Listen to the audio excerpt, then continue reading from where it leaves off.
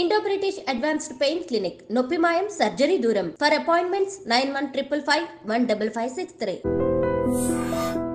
చాలా మంది అతను దివ్యాంగుడు పాడతాడు అన్నారు తప్ప అతని పేరు కూడా మెన్షన్ చేయలేదు. ఇంతకీ ఆ కుర్రవాడు ఎవరంటే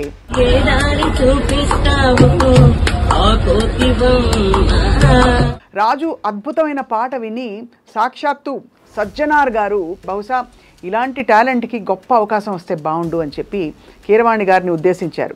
అఫ్కోర్స్ అంతకంటే ముందు తమన్ గారు ఈ పోస్ట్ చూసి స్పందించారు.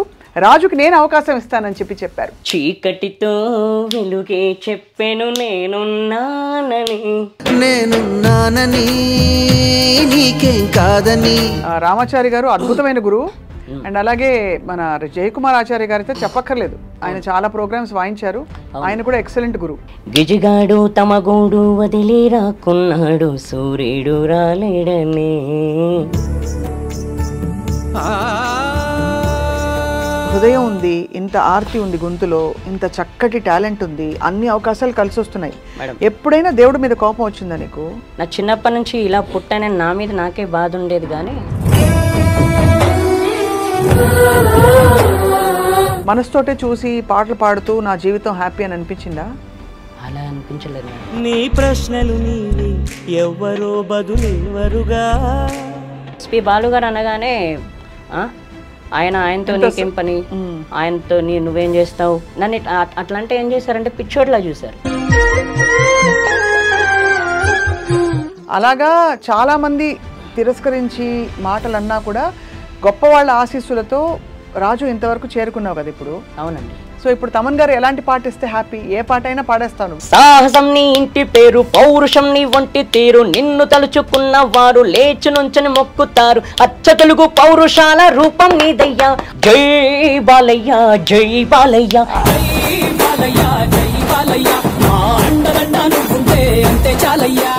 ఇటీవల కాలంలో అంటే ఈ గత 1-2 రోజుల్లో మనకి ఒక కుర్రవాడు వార్తల్లోకి ఎక్కాడు. బై ద వే ఆ కుర్రవాడు దివ్యాంగుడు, కానీ చాలామంది అతను దివ్యాంగుడు పాడతాడు అన్నారు తప్ప అతని పేరు కూడా మెన్షన్ చేయలేదు. ఇంతకీ ఆ కుర్రవాడు ఎవరంటే రాజు. రాజు అద్భుతమైన పాట విని సాక్షాత్తు సజ్జనార్ గారు ఏమన్నారంటే బహుశా ఇలాంటి టాలెంట్కి గొప్ప అవకాశం వస్తే బాగుండు అని చెప్పి కీరవాణి గారిని ఉద్దేశించారు. అఫ్కోర్స్ అంతకంటే ముందు తమన్ గారు ఈ పోస్ట్ చూసి స్పందించారు. రాజుకి నేను అవకాశం ఇస్తానని చెప్పారు. రాజు ఇండియన్ ఐడల్ సీజన్ 4లో కూడా ఒక స్పెషల్ పార్టిసిపెంట్గా, అలాగే పలు చోట్ల పాడుతూ తన టాలెంట్ని ప్రూవ్ చేసుకుంటూ వచ్చాడు. He's here with us today.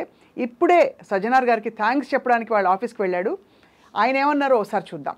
మన రాజు ఒక సింగరు, ఆయనకు అంగవైకల్యం ఉన్నా కూడా ఆయన విజువలీ ఛాలెంజ్డ్, ఆయన అంతా ఛాలెంజ్ ఉన్న ఆయన మంచి గాయకుడు.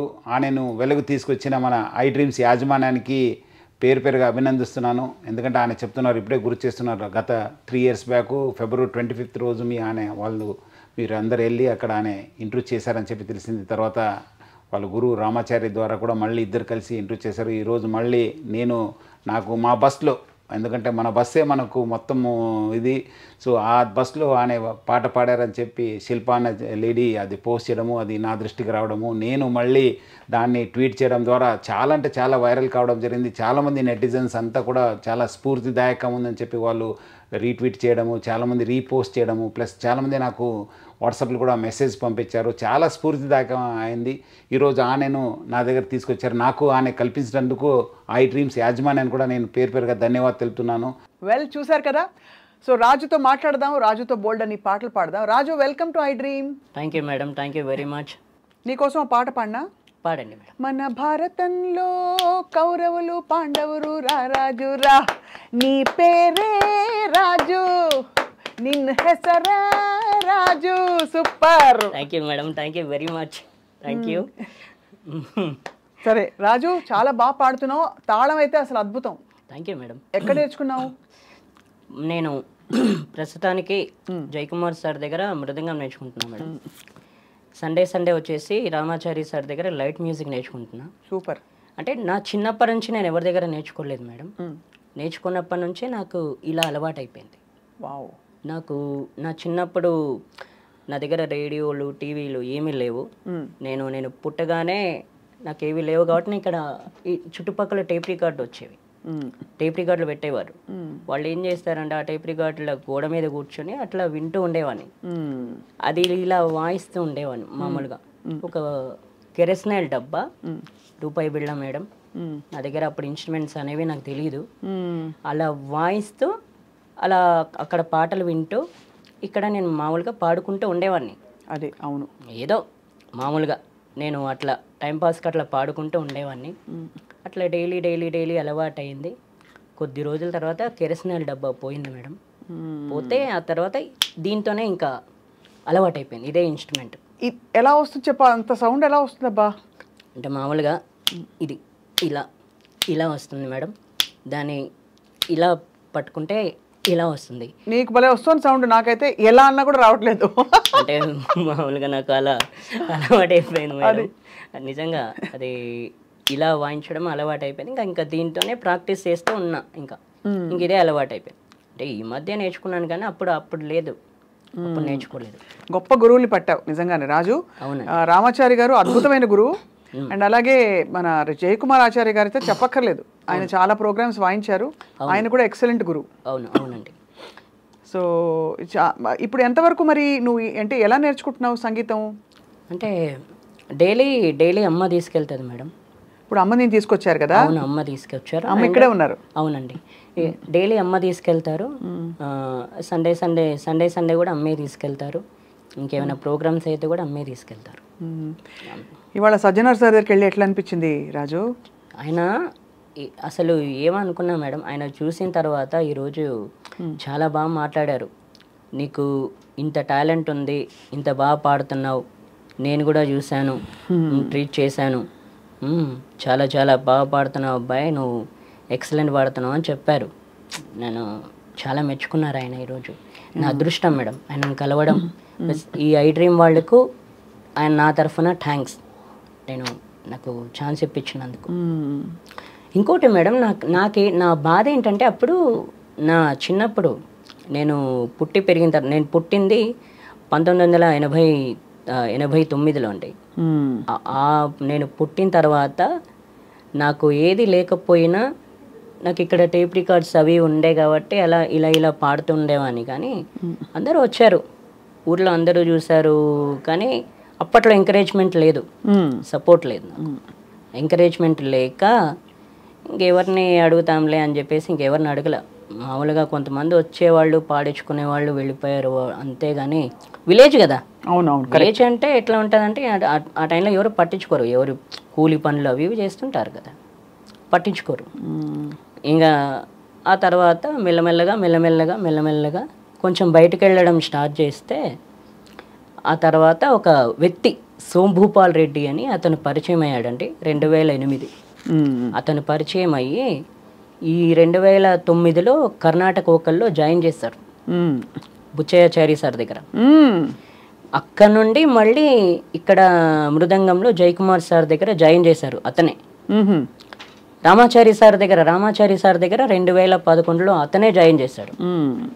జాయిన్ చేస్తే ఈ అబ్బాయిని ఎవరు తీసుకెళ్తారో, నేను వీడికి ఛార్జీ ఖర్చులు అయితే నేను ఇస్తా, ఎవ్రీ సండే తీసుకున్నాను అంటే అమ్మకు తెలియదని చెప్పేసి 5-6 వారాలు వచ్చారు నాతో పాటు. వచ్చి తీసుకెళ్లారు ప్రతి ప్రోగ్రామ్కు. అంటే నేను సంగీతం నేర్చుకోక ముందు కూడా ప్రతి ప్రోగ్రామ్స్కి వచ్చేవాడు అతను.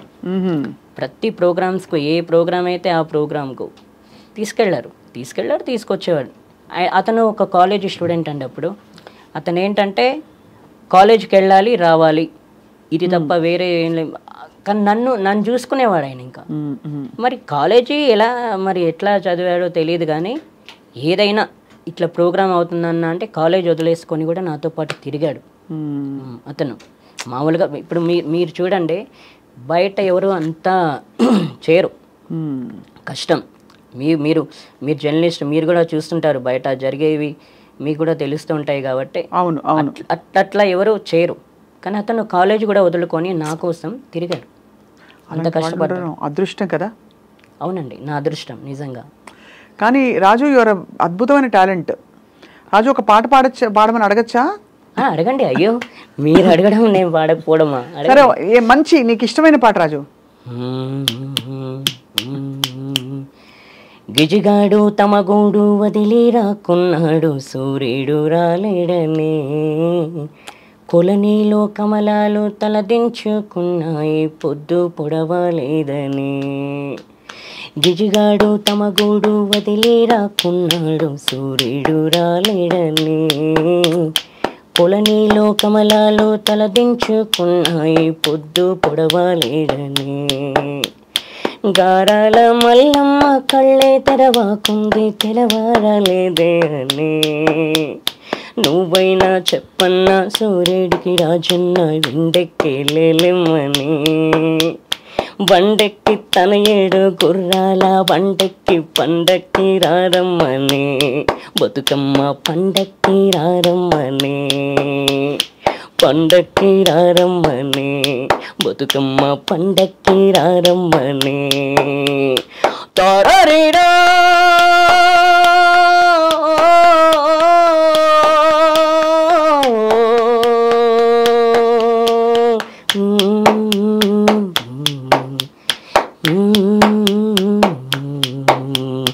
నడుమింట సూర్యుడు నిప్పుల్లో చెరిగేడు, పసికందు పడుకుండని.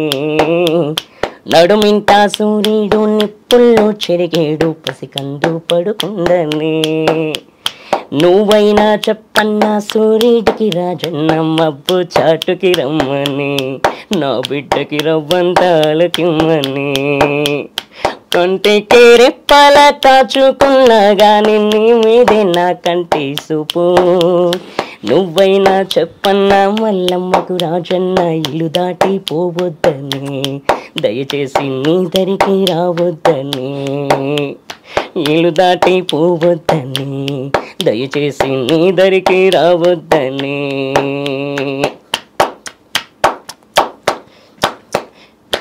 Thank you madam. కళ్ళల్లో నీళ్ళు వచ్చేసాయి నాన్న. Thank you. ఎంత ఆర్తి ఉంది వాయిస్ లో నీకు. Thank you very much. చాలా పెద్ద పెద్ద వాళ్ళు ఇప్పుడు ఇండియన్ ఐడల్లో విన్న వాళ్ళందరూ కూడా ఏమని ఉంటారు రాజు? ఏమన్నారు అందరూ? మురిసి ముక్కలు అయిపోయారా? తప్పకుండా. అవును మేడం, చాలా నిజంగా నిజంగా హ్యాపీ, సంతోషపడిపోయి ఉంటారు ఎంత మంచి వాయిస్ విని. అవును అవును మేడం, నిజంగా చాలా. రాజు, మరి ఇన్ని పాటలు నేర్చుకుంటూ క్లాసికల్ కూడా నేర్చుకున్నావు కదా, కచేరీలు ఏమైనా చేసావా ఎప్పుడైనా? నేను కచేరీలకు వెళ్ళలేదు మేడం. ఇప్పుడు ప్రస్తుతానికైతే రామాచారి సార్ ప్రోగ్రామ్స్ అయితే వెళ్తా. అక్కడ పాడతావా? వాళ్ళతో పాడతా. రవీంద్ర భారతి, చిక్కడపల్లి త్యాగరాయ గాన సభ, రవీంద్ర భారతి అండ్ చిక్కడపల్లి త్యాగరాయ గాన సభ, సుందరయ్య విజ్ఞాన పార్క్, ఇక్కడికి వెళ్తుంటాను. వాళ్ళు అంటే అమ్మే తీసుకెళ్తుంది. ఎల్ఎంఏ అమ్మ అక్కడి నుంచి ఇందాక నుంచి చూస్తున్నారు. అవునండి, తీసుకెళ్తారు. నీ పాట విని అమ్మ ఏమంటుందో? అమ్మ ఏమంటావు అట్లా అలా అంటారు. అమ్మ చాలా రెస్పాన్సిబిలిటీ, ఆవిడే తీసుకొస్తారు, తీసుకెళ్తారు. ఇంకెవరెవరు మీకు నీకు అన్నదమ్ములు అక్క చెల్లెళ్ళు ఉన్నారా? 3 అక్కలు 1 చెల్లి మేడం. 3 అక్కలు 1 చెల్లి. అయితే వాళ్ళందరూ పెళ్ళిళ్ళు అయిపోయాయి. ప్లస్ మా బావ వచ్చేసి కానిస్టేబుల్. ఓహో, కానిస్టేబుల్. ఒకప్పుడు మాదాపూర్లో చేశారు, ఇప్పుడు శంషాబాద్ పాత పిఎస్, మళ్ళీ ఇప్పుడు తర్వాత అరంగడ్ మైలాదేవులపల్లిలో చేస్తున్నారు. వాళ్ళు మా ఇంటి దగ్గర ప్లాట్ తీసుకున్నారు, ఇంకా ఇక్కడే ఉంటున్నారు. మమ్మల్ని వాళ్ళే చూసుకుంటూ చక్కగా. అవునండి, అందరి కుటుంబం కలిసిమెలిసిగా ఉంటున్నారు చక్కగా. అవునండి. నీ టాలెంట్ చూసి వాళ్ళు కూడా చాలా మురిసిపోయి ఉంటారు. అవునండి, చాలా చాలా ఎంకరేజ్ చేస్తారు. వాళ్ళు కూడా చేస్తుంటారు. ఇప్పుడు వాళ్ళ ఎంకరేజ్మెంట్ లేనిది లేము. ఎప్పుడైతే పెళ్ళయిందో ఎదురు చూస్తుంటారు, అరే వీడికి ఏమన్నా ఛాన్స్ వచ్చుంటే బాగుండు, ఎప్పుడు పాడతాడు, అక్కడిక్కడ ఎదురు చూస్తుంటారు వాళ్ళు. అది నిజంగా నా అదృష్టం మేడం. ఎందుకంటే వీళ్ళు కూడా ఎంకరేజ్ చేయడం. మా చెల్లి, మా బావగారు కూడా నేను ఏదైనా ప్రోగ్రాంకి వెళ్ళకపోతే నేను అన్నం తినను, నేను ఏదైనా అలుగుతానని చెప్పేసి మా అమ్మగారితో పాటు మా బావ మా చెల్లికి కూడా అలవాటు, తెలిసిపోయింది అది ఆ విషయం. సో అట్లా వాళ్ళు నిన్ను ఎంకరేజ్ చేస్తూ చూసుకుంటున్నారు చక్కగా. అవునండి, బాగా చూసుకుంటున్నారు. రాజు, నీకు ఇంత హృదయం ఉంది, ఇంత ఆర్తి ఉంది గొంతులో, ఇంత చక్కటి టాలెంట్ ఉంది, అన్ని అవకాశాలు కలిసి వస్తున్నాయి. ఎప్పుడైనా దేవుడి మీద కోపం వచ్చిందా నీకు? మేడం నాకు అలాంటిది ఏం లేదు మేడం. ఎప్పుడు దేవుడి మీద ఎవరి మీద కోపం రాలేదు. ఎందుకంటే నా చిన్నప్పటి నుంచి ఇలా పుట్టానని నా మీద నాకే బాధ ఉండేది, కానీ దేవుడి మీద మాత్రం నాకు ఎవరి మీద కోపం వచ్చేది కాదు. నేను ఎప్పుడైతే ఇలా పుట్టానో కానీ అనుకుంటూ ఉండేవాడిని, నాకు తెలియదు అసలు అప్పుడు ఆ టైంలో తెలియదు. ఎవరన్నా తీసుకెళ్తే వెళ్ళాలి, చేయాలి, ఇంట్లోనే కూర్చునేవాడిని కదా, బయట ఫ్రెండ్స్ ఎవరిని కలిసేది లేదు, ఇంట్లోనే ఉండాలి, ఇలా ఎన్నాళ్ళు అని అనుకునేవాడిని. కానీ సింగింగ్ ఒక పాట ఛాన్స్ రావాలనుకున్నాను, కానీ నేను ఎప్పుడు కానీ ఎవరిని తిట్టుకోలేదు. సో నువ్వు పుట్టుక నుంచే నీకు ఇలా ఉండింది, అంటే నీకు దివ్యాంగుడివే కదా నాన్న? అవునండి. సో ఎప్పుడు నీకు అనిపించలేదా ప్రపంచాన్ని చూడాలనే ఒక తపన ఉంటుంది కదా, మనసుతో చూస్తున్నావు నువ్వు? అనిపించిందండి. నేను అనుకునేవాడిని, ఇప్పుడు మామూలుగా అందరూ ఆడుకుంటుంటారు కదండి, అవును, ప్రపంచాన్ని చూడాలని అనిపించింది. చూడాలి ఇట్లా అప్పుడప్పుడు అనిపించింది, ఎందుకు ఇలా పుట్టాను, అసలు ఎందుకు ఇలా ఉన్నాను, అసలు అందరూ ఆడుకుంటున్నారు, అందరూ చిన్నపిల్లలు కదా, నేను కూడా చిన్నపిల్లని అప్పుడు ఆ టైంలో, అందరూ ఆడుకుంటున్నారు చేస్తున్నారు, నేను ఎందుకు ఇలా ఉన్నానని నాకు అనిపించింది. కానీ అనిపిస్తే ఏం చేస్తాం, అలా అని చెప్పేసి కొంతమంది ఒక యాడ్ ఇచ్చారు మేడం, ఇట్లా ఎల్వి ప్రసాద్ హాస్పిటల్లో ఇట్లా చూపు వేస్తారని చిన్న యాడ్ ఇస్తే నేను నా ఫ్రెండ్కి చెప్తే నా ఫ్రెండ్ వచ్చాడు 2009లో, కాలేజీ మానేసుకొని మరీ వచ్చాడు. వచ్చి అక్కడ ఎల్వి ప్రసాద్లో అక్కడ హాస్పిటల్ అన్ని ఏర్పాట్లు చేశాడు. ఉదయం 10 గంటలకు తీసుకెళ్ళాడు, అక్కడ చెక్ చేశారు. చెక్ చేసిన తర్వాత మధ్యాహ్నం లంచ్ టైంలో చెక్ చేశారు 1 o'clock, మళ్ళీ సాయంత్రం 6 o'clock చెక్ చేసి రావని చెప్పేశారు. ఇంకా కంటి చూపు రాదని చెప్పేశారా? రావని చెప్పేశారు. మరి అప్పుడు నీకేమనిపించింది? మనసుతోటే చూసి పాటలు పాడుతూ నా జీవితం హ్యాపీ అని అనిపించిందా? అలా అనిపించలేదు మేడం, వచ్చి ఉంటే బాగుండేది అనిపించింది. అయ్యో తండ్రి. ఎందుకంటే మామూలుగా ఏంటంటే నేను చిన్నప్పటి నుంచి చూపు ఉంటే ఎక్కడికైనా వెళ్ళేవాని కదా, కానీ ఎవరినైనా కలిసేవాని కదా. ఇప్పుడు ఏంటంటే ఎవరినైనా కలవాలన్నా ఎక్కడికైనా వెళ్ళాలన్నా ఎవరి మీద ఆధారపడాలి. కాబట్టి నేను అట్లా నాకు చూపు ఉంటే అలా ఎవరి మీద ఆధారపడకుండా నేనే హ్యాపీగా ఎక్కడికంటే అక్కడికి వెళ్ళేవాన్ని అనిపించింది. ఇప్పటికి కూడా అనిపిస్తుంది, అప్పుడే కాదు ఇప్పుడు కూడా అరే నేను హ్యాపీగా చూపు ఉంటే నేను ఒక్కనే ఎక్కడికి పడితే అక్కడికి వెళ్ళేవాడిని కదా, ఫ్రెండ్స్తో కలిసి ఉండేవాడిని కదా అనిపించేది. ఇప్పుడు కూడా అనిపిస్తుంది, అప్పుడే కాదు, నా టైం అంతే. కానీ నువ్వు ఎంత నిన్ను సెల్ఫ్ మోటివేట్ చేసుకుని ఇంత బాగా పాట నేర్చుకుని క్లాసికల్ ఒక పల్లవి ఏమైనా పాడొచ్చు కదా రాజు? కరుణా జలధే దాశరథే కమనీయానన సుగుణ నిధే, కరుణా జలధే దాశరథే కమనీయానన సుగుణ నిధే, కరుణా జలధే.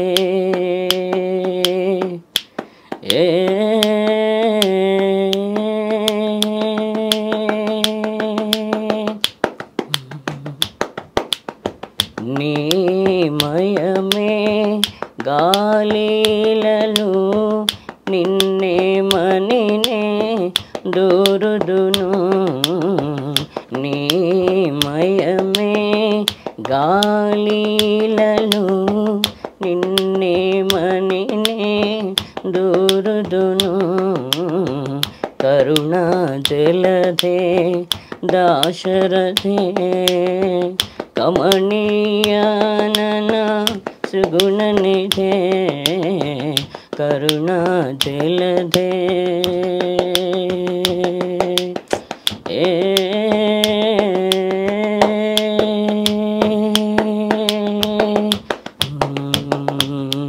భాగవత ప్రహ్లాదహిత భావుక త్యాగ రాజనుత, భాగవత ప్రహ్లాదహిత భావుక త్యాగ రాజనుత, కరుణా జలధే దాశరథే కమనీయానన సుగుణ నిధే, కరుణా జలధే.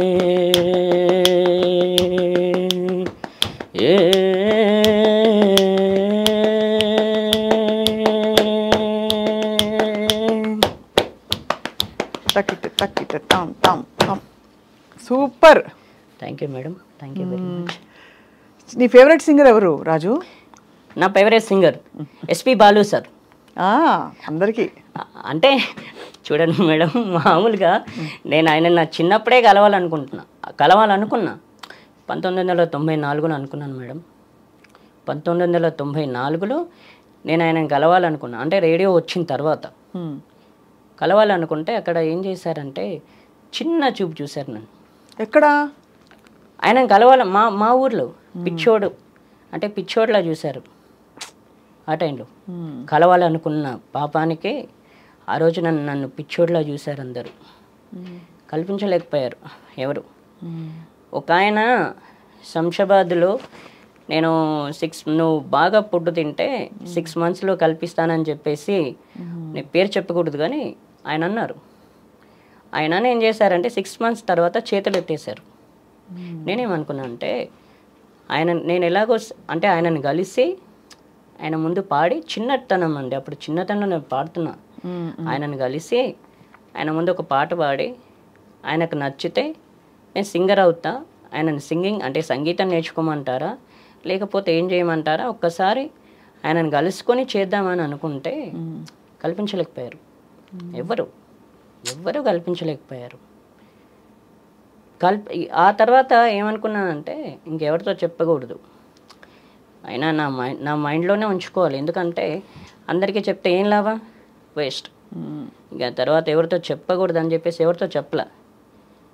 ఈ చెప్పకపోవడం వల్ల ఎప్పుడు కలిశానంటే 2014 సండే రోజు కలిశాను.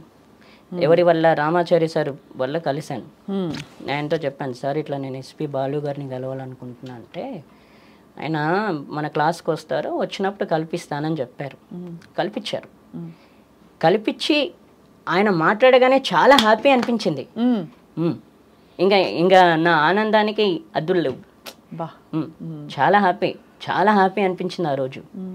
నిజంగా మేడం, అసలు ఆ టైంలో ఎవ్వరూ అంత ఎంకరేజ్ చేయలేరు. కల్పించడానికి కూడా కనీసం సరే అంటున్నాడు కదా, కొంచెం ఇప్పుడు ఒక రోజులో పని ఒక 5-6 రోజులు అవుద్ది.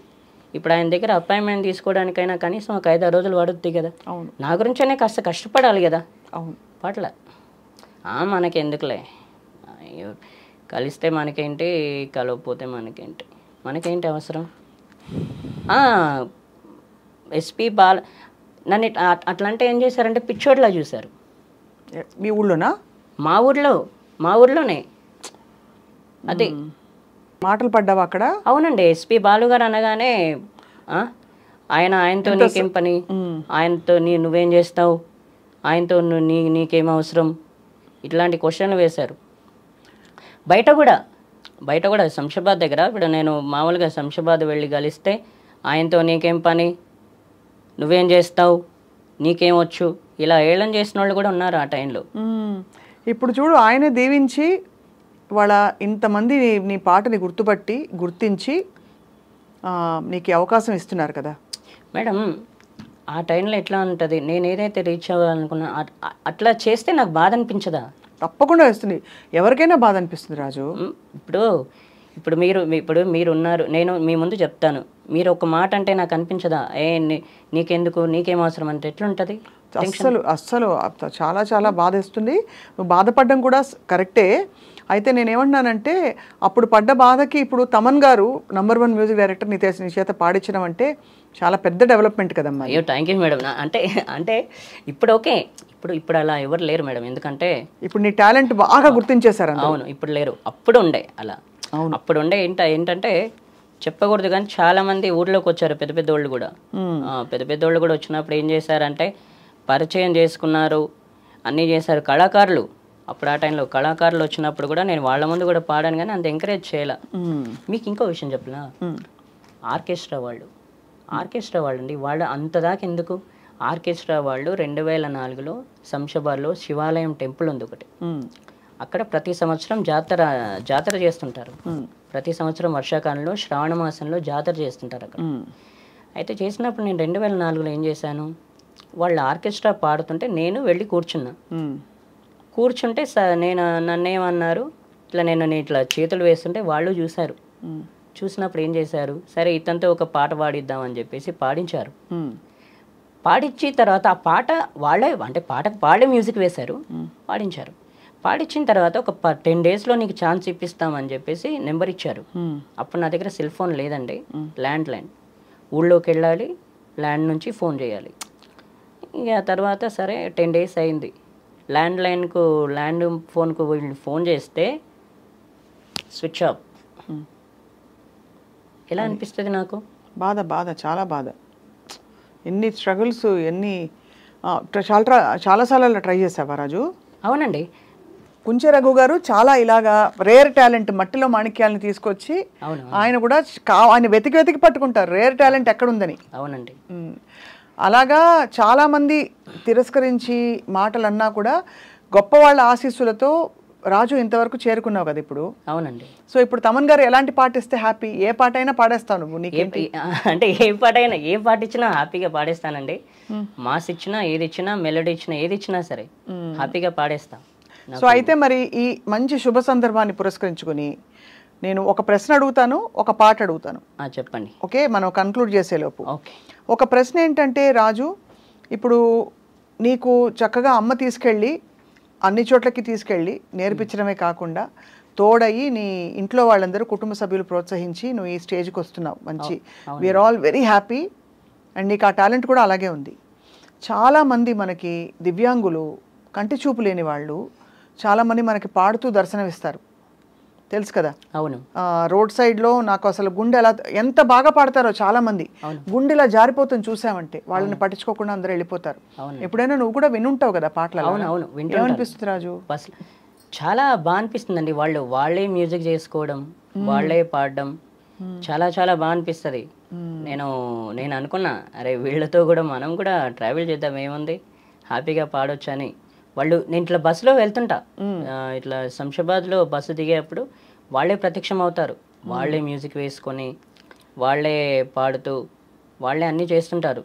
రోడ్ల మీద చాలా మంది చూస్తుంటారు. అదే నిజంగా అలాంటి టాలెంట్ కూడా మంచి గుర్తింపు రావాలి. అవును. కానీ నీకు అదృష్టం ఏంటి అండ్ నీకున్న ప్రొఫెషనలిజం ఏంటంటే నువ్వు చక్కగా పద్ధతిగా పాట నేర్చుకుని, మృదంగం నేర్చుకుని, మంచి గురువుల దగ్గర చక్కగా అభ్యసించి, ఎందుకంటే అందరికీ అవసరం, నేర్చుకోకపోతే రాదు కదా. అవును మేడం. సో చాలా హ్యాపీ. సో మనం వైండప్ చేసేలోపు ఒక మాస్ పాట పాడాలనుంది నీ చేత. ఏం పాట పాడతా చెప్పు? మంచి సినిమా పాట. పల్లవి.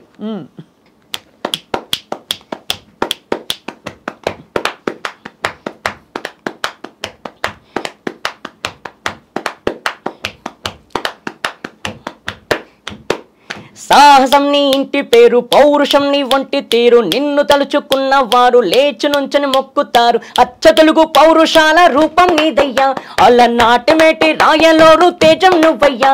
మా తెల్లవారే పొద్దు నువ్వై పుట్టినావయ్యా, మా మంచి చెడ్డల్లోనే చెత్త కట్టినావయ్యా.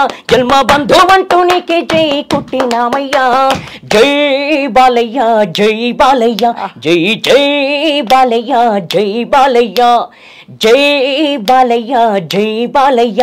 మా అండదండ నువ్వుంటే అంతే చాలయ్యా. జై బాలయ్య, జై బాలయ్య, జై జై బాలయ్య, జై బాలయ్య, జై బాలయ్య, జై బాలయ్య. మా అండదండ నువ్వుంటే అంతే చాలయ్యా. సాహసం నీ ఇంటి పేరు, పౌరుషం నీ వంటి తీరు, నిన్ను తలుచుకున్న వారు లేచి నుంచని మొక్కుతారు. Super madam. కీర్తన కొండలలో నెలకొన్న కోనేటి రాయడు వాడు,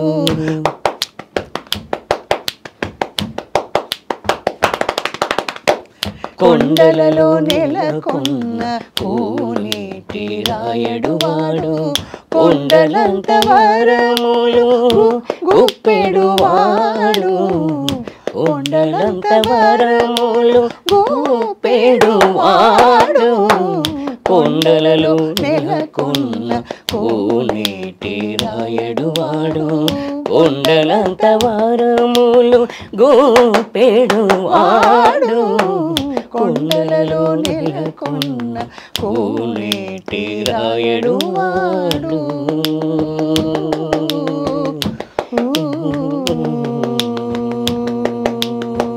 శభాష్, అద్భుతం అద్భుతం రాజు. Thank you. చాలా చాలా ఐ థింక్ చూసే వాళ్ళందరూ ఇవాళ ఫుల్ జోష్తో నిండిపోయారు. తప్పకుండా. నీకు ఆల్ ద బెస్ట్. మళ్ళీ మళ్ళీ నువ్వు రావాలి మా స్టూడియోకి, మనం బోల్డ్ పాటలు పాడుకోవాలి. అయ్యో తప్పకుండా మేడం, తప్పకుండా. మీరు కూడా బాగా పాడుతున్నారు, చాలా చాలా మీకు కూడా కృతజ్ఞతలు. థ్యాంక్ యూ రాజు. అమ్మకు కూడా థ్యాంక్స్, ఇంత దూరం తీసుకొచ్చినట్టు. అమ్మగారి పేరు చెప్పలే రాజు. సత్యమ్మ అండి. సత్యమ్మ గారికి థ్యాంక్స్, చాలా చాలా థ్యాంక్స్. ఓపిక్గా కొడుకుని ఇలా తీసుకుని అన్ని చోట్లకి వెళ్ళడం అంటే అంత మంచి తల్లి ఉండడం, తల్లి ఆశీస్సుల్ని ఉండబట్టే ఇవాళ ఇంత మంచి పేరు తెచ్చుకుంటున్నావు తారాజు. నీకు ఆల్ ది బెస్ట్. అయ్యో thank you madam, thank you very much మీకు. ఇంకోటి మిమ్మల్ని గెలవడం నిజంగా నా అదృష్టం. ఎందుకంటే మీ వాయిస్ బిగ్ ఎఫ్ఎంలోనే వినడమే. బిగ్ ఎఫ్ఎంలో ఇంకోటి దూరదర్శన్ యాదగిరిలో మీరు అన్నమాచారి కీర్తనలు పాడుతుంటారు కదా, పాడాను. అవి వినడమే తప్ప మిమ్మల్ని కలుసుకోవడం అనేది ఫస్ట్ టైం నాకు. నిజంగా నా అదృష్టం. Thank you. నాకు కూడా అదృష్టం నిన్ను కలవడం రాజు. అయ్యో చాలా థ్యాంక్స్ మేడం నిజంగా. సో తమన్ పాట అవ్వగానే, తమన్ గారి పాట రికార్డింగ్ అవ్వగానే కలుద్దాం. తప్పకుండా తప్పకుండా madam. Thank you very much.